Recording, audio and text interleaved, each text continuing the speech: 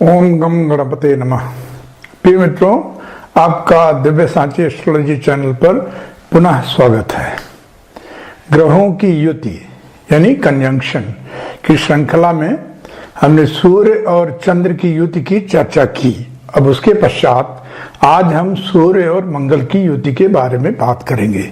युति का मतलब है सूर्य और मंगल का एक साथ होना, एक राशि में एक भाव में होना, या अगर सूर्य मंगल पे दृष्टि डाल रहा है, सप्तम पूर्ण दृष्टि डाल रहा है, तो भी जो हम युति में बताएंगे फल, उनके ऑलमोस्ट सिमिलर प्रभाव होंगे, तो उसको भी आप देख सकते हैं। और सूर्य का विभिन्न भाव में जो इंडिपेंडेंट प्रभाव है और जो मंगल का इंडिपेंडेंट प्रभाव है, उसकी भी हम चर्चा कर चुके हैं। हालांकि जो प्रभाव दोनों की युति का होगा वो जरूरी नहीं है कि अलग अलग प्रभाव के जोड़ के हो। जैसे कि नीला और पीला रंग जोड़ते हैं तो हरा हो जाता है, तो दोनों की युति में प्रभाव जो होंगे वो थोड़ा अलग होंगे और बिल्कुल भी अलग हो सकते हैं, जिसका हम आगे डिस्कस करेंगे।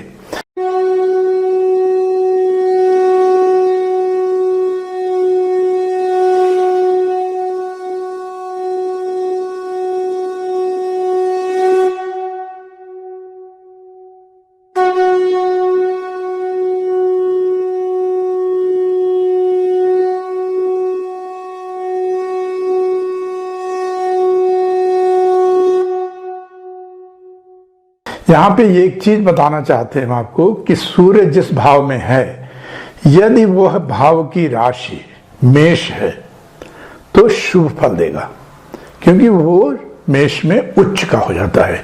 इसी तरह मंगल जिस भाव में है, अगर वहां पे मकर है यानी युति में मकर है तो भी शुभ हो जाएगा, क्योंकि मंगल मकर में उच्च का हो जाता है। यदि वहीं पे जहां पे सूर्य मंगल की युति है और राशि मेष या वृश्चिक है तो भी शुभता आ जाएगी, क्योंकि मेष और वृश्चिक का स्वामी मंगल है। तो दोनों ग्रह सूर्य मंगल कुंडली में बड़े ही प्रभावशाली ग्रह हैं। एक राजा है, किंग माना जाता है, और दूसरा जो है सेनापति, कमांडर इन चीफ। तो ऐसे लोग हैं जो ज्यादातर ऐसे लोग आपको मिलेंगे डिफेंस में, आर्मी में, नेवी में, एयरफोर्स में, पुलिस में। ये बहुत ही पावरफुल लोग होते हैं और बड़ी दमदार होते हैं। लेकिन अगर मंगल सूर्य से 17 डिग्री के अंदर है तो वह कंबस्ट हो जाता है और उसके फल देने के प्रभाव में कमी आ जाती है। तो अब हम शुरू करते हैं अपनी चर्चा सूर्य और मंगल का लग्न या प्रथम भाव में होने का प्रभाव। देखिए, सूर्य अगर यहां अकेला होता तो जातक को पराक्रमी बनाता है, अच्छे चरित्र वाला बनाता है, थोड़ी विवाह में देरी की संभावना रहती है। और अगर मंगल अकेला होता तो जातक साहसी होता है, निडर होता है, अच्छा वक्ता होता है। अब दोनों का एक साथ लग्न में या प्रथम भाव में होने पे जातक एक बहुत ही अच्छा मास्टर मतलब कंट्रोलिंग अथॉरिटी या अच्छा सर्वेंट या ओबीडियंट पर्सन ऐसा बनता है। और यह संयोग अगर जातक के अंदर जरा भी संकोच है तो उसको दूर कर देता है। टिमिडिटी जिसको बोलते हैं, उसको दूर करके साहस प्रदान करता है। यह युति जातक को थोड़ा चिड़चिड़ा और गुस्सैल बनाने की संभावना रखता है। चुगली करने की भी प्रवृत्ति करने को प्रेरित करता है। यहीं पे जैसा हमने पहले बताया, इस लग्न या प्रथम भाव में राशि जो है वो मेष, वृश्चिक या मकर है तो शुभता में वृद्धि हो जाएगी और नकारात्मक प्रभाव कम हो जाएंगे। और मंगल प्रथम भाव में है तो ये युति जातक को मांगलिक बना देता है। हालांकि वो सूर्य के साथ है लेकिन वो मांगलिक हो जाता है। और जैसा बताया, अगर मंगल 17 डिग्री के अंदर है तो वो कंबस्ट हो जाता है और उसके प्रभाव में कमी आ जाती है। अब हम बात करेंगे सूर्य मंगल की युति द्वितीय भाव में। इंडिपेंडेंटली सूर्य अधिकारियों के साथ वार्तालाप में सतर्कता बरतना चाहिए अगर अकेला सूर्य है वहां। और अगर मंगल अकेला है तो धन कमाने में आदमी व्यस्त रहता है, थोड़ा स्वास्थ्य का ध्यान रखना पड़ता है। अब जब दोनों की युति होती है तो सूर्य के प्रभाव से जातक अच्छा धनार्जन करता है और बहुत ही असर्टिव होता है, लेकिन बचा नहीं पाता, स्वयं बचा नहीं पाता। तो यहाँ पे ये सलाह दी जाती है जातक को कि जो पैसे का मैनेजमेंट है वो या तो माँ को दे दे या पत्नी को दे देना चाहिए। ये बहुत ही साहसी और दुस्साहसी भी होते हैं, वो ठीक नहीं है, इसका आपको ध्यान रखना पड़ेगा। इसलिए ऐसे लोगों को हमेशा गाइडेंस की जरूरत होती है। ज्वाइंट फैमिली में अगर हैं तो बहुत ही उत्तम है। वैवाहिक जीवन में जातक को थोड़ा शांत, सौम्य, क्षमाशील रहना चाहिए, क्योंकि झगड़े की संभावना बनती है। जैसा पहले बताया, यदि मंगल सूर्य से 17 डिग्री के अंदर है तो उसके प्रभाव में कमी हो जाएगी, क्योंकि वो कंबस्ट हो जाएगा।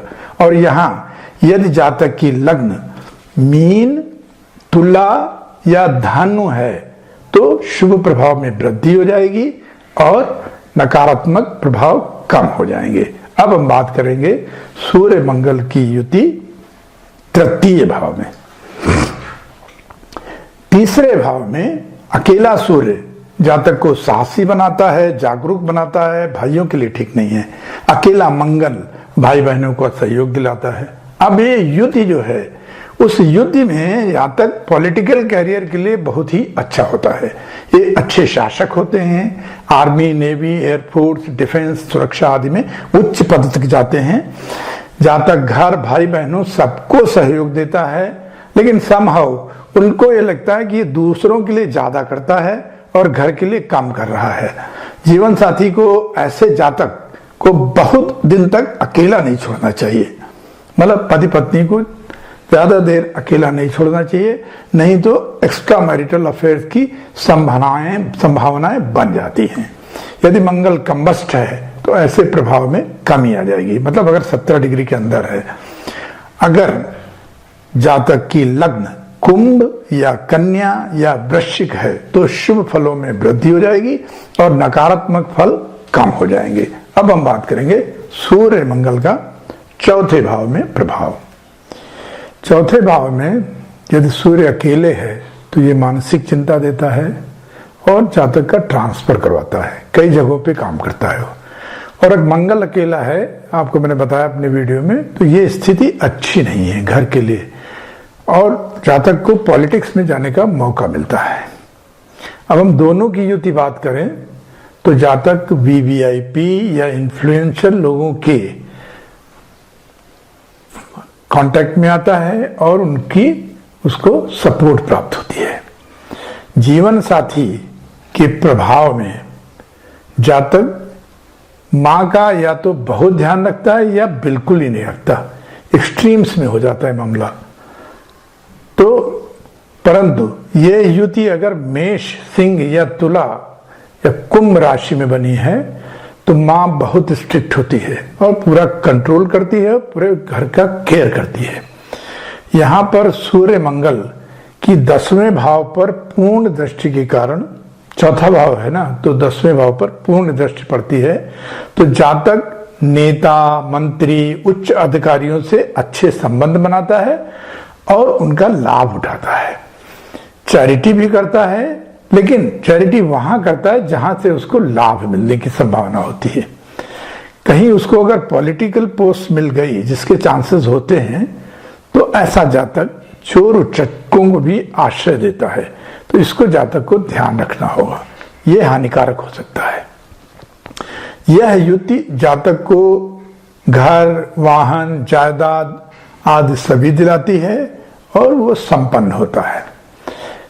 तथा चूंकि सूर्य मंगल चौथे भाव में है तो यह युति जातक को मांगलिक भी बनाती है। मंगल है ना चौथे भाव में।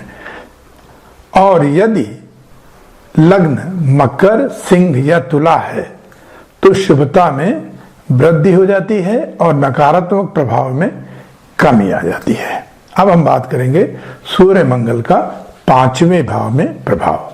अकेले सूर्य यहाँ पर संतान के लिए और आयु को एडवर्सली इफेक्ट करता है, लेकिन आमदनी में वृद्धि करता है।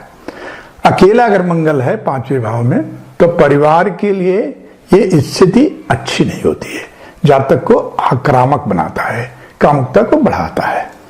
अब हम बात करेंगे दोनों की युति की, दोनों के वहां होने पे 5वें भाव में। तो 5वां भाव जो है वो त्रिकोण का भाव है। यहाँ पे ये दोनों शुभ ग्रह हैं, सूर्य और मंगल। त्रिकोण में शुभ ग्रह शुभता देते हैं। तो सूर्य मंगल जातक को पढ़ाई लिखाई में बहुत अच्छा बनाता है, क्योंकि शिक्षा का भाव है। यदि यहाँ राशि मकर या मिथुन है तो जातक की डिफेंस सर्विसेज में, एडमिनिस्ट्रेटिव सर्विसेज में जाने की संभावना बढ़ जाती है।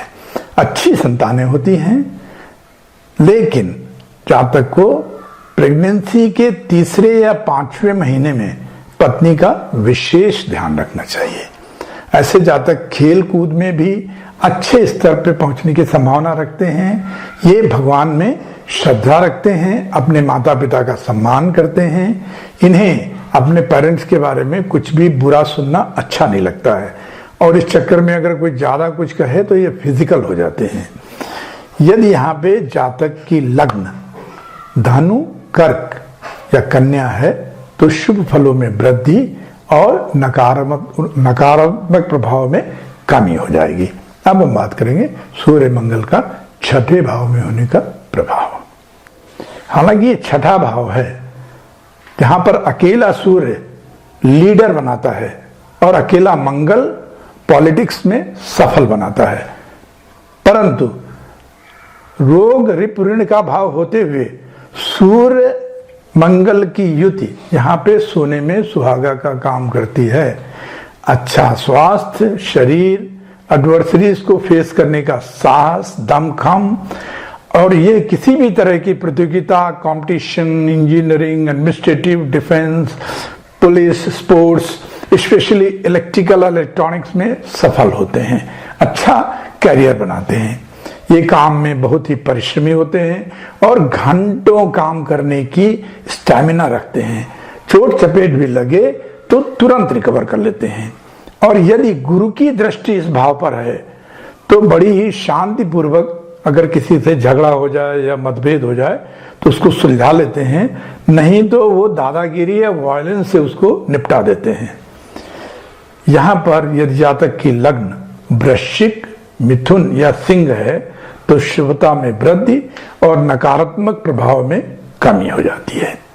अब हम बात करेंगे सूर्य मंगल का 7वें भाव में प्रभाव। 7वें भाव में सूर्य अकेले विवाह में डिले करता है, मंगल भी विवाह में डिले करता है और मांगलिक बनाता है। तो सूर्य मंगल की युति 7वें भाव में जातक को मांगलिक बनाने के साथ वैवाहिक जीवन में थोड़ा संघर्ष दे देता है, थोड़ा कठिन बना देता है। जातक को होने वाली जीवन साथी की कुंडली उसको मिला करके ही विवाह में आगे बढ़ना चाहिए।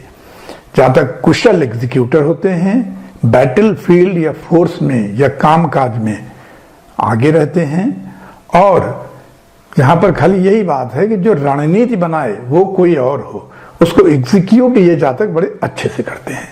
प्रायः चाहे जितना भी मतभेद हो पति पत्नी के बीच में, लेकिन जब किसी दूसरे के साथ बात होती है तो ये दोनों एक हो जाते हैं और तर्क वितर्क करके उसको परास्त कर देते हैं। यदि जातक की लग्न तुला, वृषभ या कर्क हो तो शुभता में वृद्धि हो जाती है और नकारात्मक प्रभाव कम हो जाते हैं। अब हम बात करेंगे सूर्य मंगल का 8वें भाव में प्रभाव। अकेले यहाँ सूर्य प्रियदर्शी बनाता है जातक को, जातक अच्छा वक्ता होता है, अच्छी आयु मिलती है, लेकिन मंगल अगर अकेला है तो आयु के लिए एडवर्स होता है। अब दोनों की युति की बात करें तो जातक को अपने स्वास्थ्य का विशेष ध्यान रखना चाहिए, चोट चपेट का डर रहता है। यह युति आय मतलब आमदनी, शेयर बाजार, संपत्ति, सोने चांदी आदि से रिलेटेड व्यवसाय या चीजों में लाभ दिलाने की संभावना रखता है। 8वें भाव की राशि यदि शनि, शुक्र या बुध है तो जातक के रोग का डायग्नोज होना थोड़ा मुश्किल हो जाता है। उसको कम से कम 2 बार ओपिनियन लेना ही चाहिए। ऐसे जातक आर्म फोर्सेस में, पुलिस में, सुरक्षा में अच्छे पदों पे होते हैं और बड़े कर्मठ और सजग होते हैं, देश के लिए जान की बाजी भी लगा देते हैं। ये स्टंट एक्टर भी हो सकते हैं। और कहीं अगर नेचुरल कैलामिटी होती है तो ऐसे जातक आगे बढ़ के उसमें हेल्प करते हैं और कभी कभी अपनी जान भी जोखिम में डाल देते हैं। इनके पास धन जायदाद प्रचुर मात्रा में होता है और उसे ये दान भी देते हैं। चूंकि ये 8वां भाव है, यहां पर मंगल भी है, तो ये स्थिति जातक को मांगलिक भी बना देता है। और यहां पे यदि जातक की लग्न कन्या, मेष या मिथुन है तो शुभ प्रभाव में वृद्धि हो जाती है और नकारात्मक प्रभाव में कमी आ जाती है। अब हम बात करेंगे सूर्य मंगल का 9वें भाव में प्रभाव। सूर्य मंगल 9वें भाव में अगर अकेला सूर्य था, हमने बताया था अपने दूसरे वीडियो में, तो ये भाग्य की वृद्धि करता है और पैतृक जायदाद दिलाता है। अगर अकेला मंगल है तो समृद्धि, प्रसिद्धि, परंतु पैतृक संपत्ति पाने में कठिनाई होती है। अब इन दोनों की जो युति होती है तो जातक को पैतृक संपत्ति पाने में मुश्किल होती है। जातक को साझे का बिजनेस कभी नहीं करना चाहिए, खास करके घर के रिलेशन में, क्योंकि जो रिलेटिव है जैसे ही उसका बेटा या बेटी इस लायक हो जाएगा कि उसको बिजनेस में डाल दिया जाए तो तुरंत जातक को दूध की मक्खी की तरह फेंक देता है। तो साझा करें लेकिन स्पेशली क्लोज रिलेशन में ना करें। सूर्य मंगल की यह स्थिति कभी कभी जातक को अपने रिलेशंस में ही अनैतिक संबंधों को प्रेरित करती है। इसका आप ध्यान रखें, नहीं तो बहुत हानि होगी, मान की भी और धन की भी। ऐसा जातक पॉलिटिक्स में भी सफल होने की संभावना रखता है। जातक की प्रार्थनाएं अगर श्रद्धापूर्ण हैं तो वो हमेशा सफल होती हैं। और अगर यहां जातक की लग्न सिंह, मीन या वृषभ है तो शुभ प्रभाव में वृद्धि और नकारात्मक में कमी हो जाती है। अब हम बात करेंगे सूर्य मंगल का 10वें भाव में प्रभाव। 10वें भाव में अकेला सूर्य करियर के लिए अति उत्तम है। अकेला मंगल भी करियर के लिए शुभ है।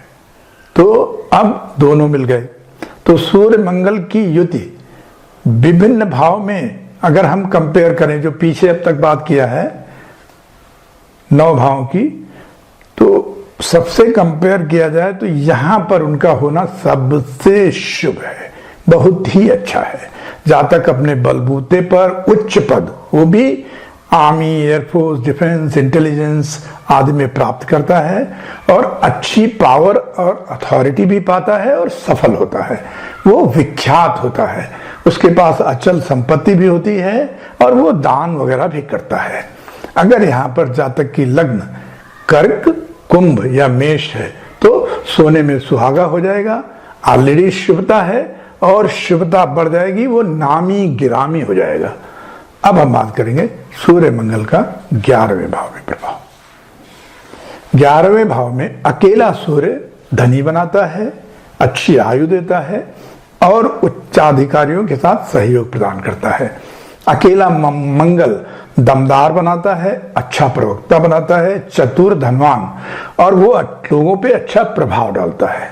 अब हम दोनों की बात करें तो जातक थोड़ा शॉर्ट टेम्पर्ड होता है, कभी कभी अनलॉफुल ग्रेटिफिकेशन के लिए प्रेरित होता है, तो उसका ध्यान रखें, उसमें ना पड़े।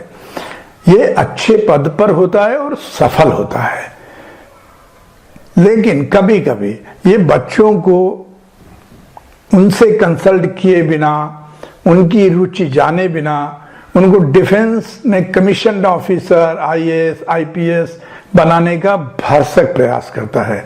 इस चीज का आपको ध्यान रखना होगा।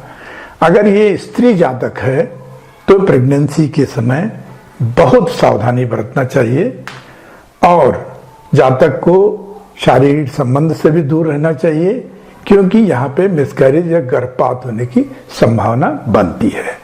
डिलीवरी में ब्लड लॉस होने की संभावना रहती है तो ब्लड बैंक या डोनेशन वगैरह का ध्यान रखें और प्रिकॉशन लें। अगर यहाँ जातक की लग्न मिथुन, मकर या मीन है तो फलों में शुभता बढ़ जाएगी और नकारात्मक प्रभाव कम हो जाएंगे। अब हम बात करेंगे मंगल और सूर्य की युद्ध अंतिम भाव में, यानी 12वें भाव में। यहां पर अकेला सूर्य जातक को बहुत ही एनर्जेटिक बनाता है, संतान के लिए शुभ होता है, लेकिन आंखों की समस्या होने की संभावना रहती है। मंगल अगर अकेला है तो चोट चपेट से डर रहता है और आंखों का ध्यान रखना चाहिए। अब दोनों की युति की बात करें तो जातक को अपने स्वास्थ्य का ध्यान रखना चाहिए, विशेषतया आंखों का। सूर्य मंगल की यह युति जातक को अप्रत्याशित अचानक हेल्प दिलवाती है और वो उस हेल्प से अच्छा कैरियर और जॉब पाता है। जातक बचपन में तो बहुत ही शरारती होता है, लेकिन समय के साथ बहुत ही सुशील स्वभाव का हो जाता है। ऐसे जातक को बिजली, आग से थोड़ा दूर रहना चाहिए, उनसे एक्सीडेंट होने की संभावना बनती है। और यदि ऐसा जातक व्यापार करता है तो उसे बहुत ही सावधान रहना चाहिए, क्योंकि उसके व्यापार में चोरी, वर्कर्स की हड़ताल, टैक्सेशन ऑफिसर द्वारा प्रताड़ना या हरासमेंट होने की संभावना बनती है। जैसा हमने 11वें भाव में बताया, यहां भी अगर जातक स्त्री है तो प्रेगनेंसी के बारे में उसको सारे प्रिकॉशन लेना चाहिए, जो मैंने डिस्कस किया पिछले 11वें भाव में।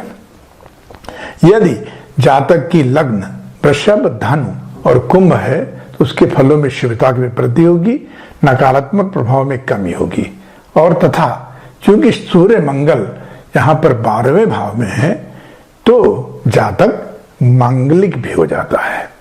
अब हम जो सूर्य के ऊपर सूर्य मंगल की युति से कोई एडवर्स प्रभाव है तो उसके निवारण की बात करेंगे कि यदि गुरु की दृष्टि है सूर्य और मंगल पर तो आपको चिंता करने की जरूरत नहीं है, शुभता आ जाएगी, निवारण वो अपने आप हो जाता है। लेकिन अगर कहीं शनि की दृष्टि है या एडवर्स इफेक्ट्स हैं तो आपको सबसे पहले सूर्य को प्रातः 30 से 40 मिनट के अंदर सूर्योदय के तांबे के लोटे में पानी लेकर के उसमें चुटकी भर हल्दी डाल दीजिए, थोड़ा सा तिल और 1 या 2 गुलाब की पंखुड़ी डाल करके सूर्य को अर्घ दें या जल दें। जल देते समय आप सूर्य के मंत्रों का जाप कर सकते हैं। ओम आदित्याय नमः, ओम अर्काय नमः, ओम सावित्रे नमः। अगर आपको 12वां मंत्र नहीं याद है तो एक ओम आदित्याय नमः का 7, 9 या 11 बार वहीं पे हाथ जोड़कर बोले। दूसरा उपाय यह है, क्योंकि मंगल की युति भी है, तो भगवान हनुमान की प्रार्थना करें, ओम हं हनुमते नमः, और डेली हनुमान चालीसा पढ़ें। अगर नहीं हो सकता है तो ट्यूसडे और सैटरडे को, मतलब मंगलवार और शनिवार को जब आप भगवान सूर्य को अर्घ दे रहे हैं तो अर्घ देने के बाद वहीं खड़े खड़े हनुमान चालीसा पढ़ें और 7, 9 या 11 बार ओम हं हनुमते नमः का जाप करें। ये 3 या 4 मिनट लगता है इसको करने में। हम चाहते हैं कि आप इसे करें, आपको अदम्य लाभ होगा, श्योर। और जो सूर्य जनित रोग होते हैं जैसे हृदय रोग, सिर दर्द, हड्डी की समस्या, मंगल जनित जो रोग हैं खून से संबंधित, क्योंकि मंगल ब्लड का मालिक है ना, वो कंट्रोल करता है, गर्मी, जख्म, घाव, चोट चपेट, एक्सीडेंट, ये इन सब से आप निश्चित रूप से बचे रहेंगे डेली 5 मिनट। आशा है आपको ये एपिसोड अच्छा लगा होगा। जिसकी कुंडली में सूर्य मंगल की युति है या सूर्य के ऊपर मंगल की दृष्टि है या मंगल के ऊपर सूर्य की दृष्टि है, बात एक ही है, उनके लिए ये निवारण बहुत लाभकारी होगा, एपिसोड भी लाभकारी होगा। हम आपसे आग्रह करते हैं, रिक्वेस्ट करते हैं कि आप हमें इनकरेज करें, हमारे एपिसोड को लाइक करें, शेयर करें, अपने कमेंट्स दें, इसको सुधारने के लिए एडवाइस दें। और इसके साथ हम आपसे विदा लेते हैं। बहुत बहुत धन्यवाद।